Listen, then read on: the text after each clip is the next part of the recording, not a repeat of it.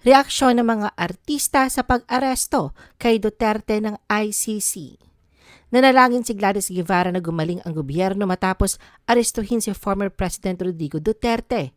Ayon sa kanyang IG post, God Save PH, kalakip ang larawan nila ng dating Pangulo. Sa isang panayam, ang pangunahing mensahe ni Philip Salvador ay paninindigan sa tamang gawin, pananalig sa Diyos at kalungkutan ng bayan sa pag-aresto kay Duterte. Ibinahagi na din Luzde sa Instagram story ang isang post mula sa isang news website. Tampok ang checklist na may nakasulat na collect them all kung saan may markang check ang pangalan ni Duterte.